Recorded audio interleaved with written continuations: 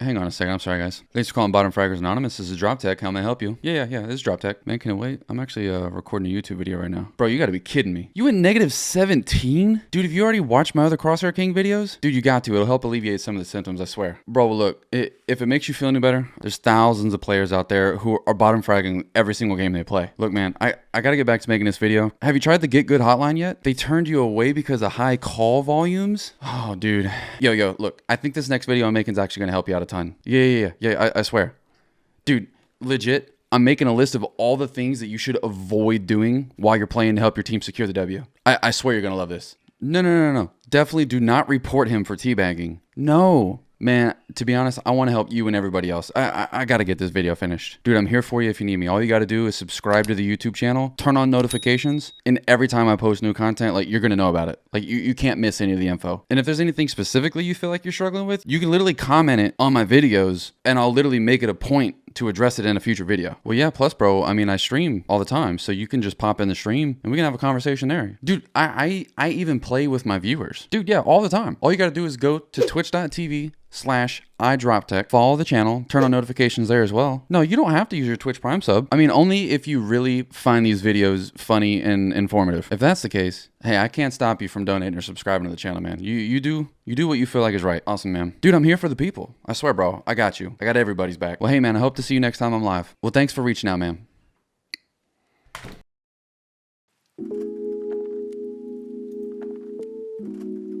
Alrighty guys, so the very first thing I need you guys to avoid doing is stop having a heavy crosshair. Stop acting like this thing weighs 100 pounds and walking around the map like this. It literally gives me a headache to spectate people who walk around the game aiming at the freaking floor. You can blame BRs for this. Everybody's built the habit of walking around looking for loot on the floor. Like, just stop. This hurts my head. Anytime I see a player who is walking around with their crosshair at this height right here, I automatically have a pretty good idea of what their skill level is.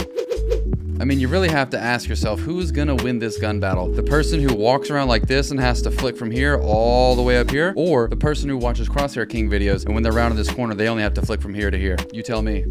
So let's talk about the minimap, guys. How often do you guys look at it? When do you look at it? And what type of information do you try to pull off of it? We're gonna talk about a few different things that are gonna be very important. We're actually gonna use this clip that's playing right now as an example. We're gonna rewind this clip and play it back from the beginning, and I'm gonna walk you through all the information that you can take away. We're gonna be running this clip back at about 50% speed, so it's really easy for me to talk my way through it. As you can see, I'm lining up some smokes for a B take. I'm forced to push up to get the proper angle that I'm trying to smoke off. Before the first shot is even fired, I can see that 2 people push in garage and challenge my teammate. One of the 2 ends up dying. The other one makes it out of garage, fleeing back onto site. I'm still able to land my smoke so we can continue our B site push. We're gonna go ahead and pause the video right here. A ton of more information just popped up. We can see that the enemy team has a camera set up facing B main, but now I can see that there are 2 more players that have popped up on the minimap confirmed in the middle in a gunfight with my team. They're on a 2v2 right there, so we know the guy on site is alone. Having all this information gives me confidence to push straight out on the site, take that battle because it's a 3v1, get the bomb planted and secure the round. Obviously, in a perfect world, my communication with my team would be flawless and we would have still got the exact same outcome. However, my teammates could have calmed absolutely nothing and I still could have made the same plays using my minimap. So now let's talk about when you should look away from your crosshair and actually check the minimap. The first instance is whenever I hear a gunfire, I like to look at the minimap so I can see where my teammate is and where is the person he's fighting. And then the second time is going to be the exact opposite of that. It's going to be whenever it's dead silence, nobody has any info, we don't know where they are. You can use the minimap to see where you and your teammates are located through process of elimination. You can figure out where the enemy team is most likely to be and you can coordinate your pushes based on that information. Well, like any responsible YouTuber, I made a list of things to go through on this video. So for the sake of time, I don't think I need to make long, drawn-out examples out of every single one of these. So let's go ahead and bang some of these out in rapid-fire fashion. Please avoid being that guy who is not paying any attention to what angles his teammates are already holding, and all you're doing is double watching an angle, letting your team get flanked, and completely fucking your entire team. Please stop making callouts like, on me. There's 4 other people alive, and I don't know where on me is, okay? If he's mid, tell me he's mid, not on me. me. And while we're talking about callouts, stop griefing before you tell me where the hell he is.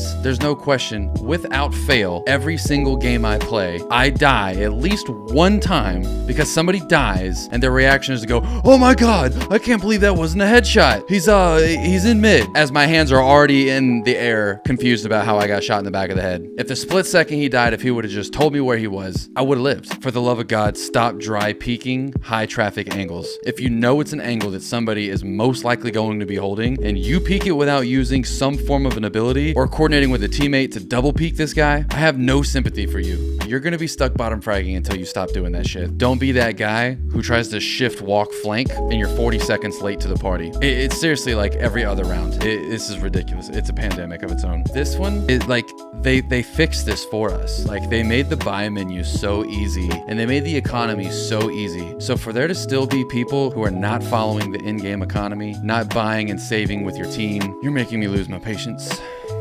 This one's kind of simple, but avoid wasting the time during the buy phase, especially if you're playing an agent like Cypher, because the time that you have in the buy phase, you can get all your abilities set up. You can literally solo hold a site if you set it up properly, but you don't want to be caught out of position because you weren't focused during the buy phase. You know, you would think this one would be pretty obvious by now, but you have to stop moving and shooting, guys. With pistols, you can shift walk and shoot, and they're still pretty accurate. I straight blatantly see people full sprinting and shooting, and then they're confused about why they're not getting headshots. And these same people know you have to be standing still to shoot, so just avoid doing that. And the last rapid fire one we have is gonna be stop using your abilities just because. The one that I see used the most is Sage's slow orb. People will just randomly throw it and there be nobody even close to being there. That ability is so powerful if you wait until you know where they are and you trap them somewhere versus throwing it and blocking it off for like 5 seconds. It's a wasted ability if you do it that way.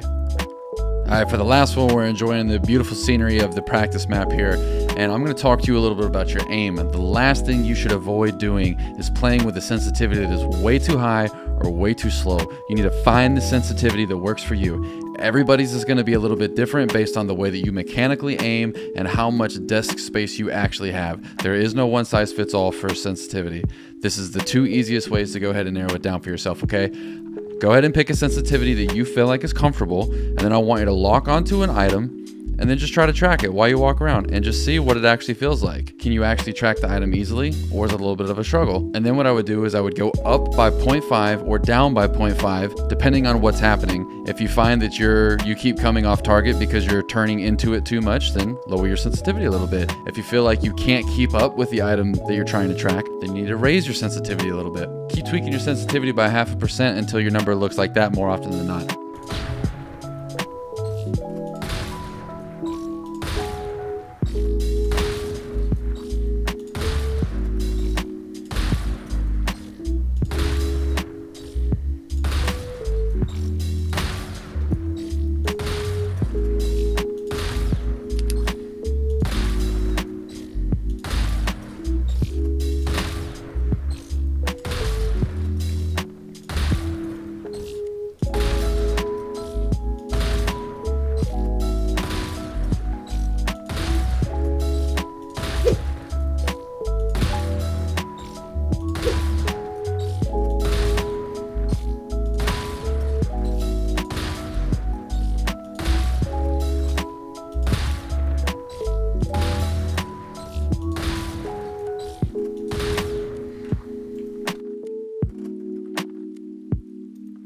Guys, I need to take a brief moment to thank not a sponsor, Gatorade, for helping me stay hydrated during the sweatiest of matches.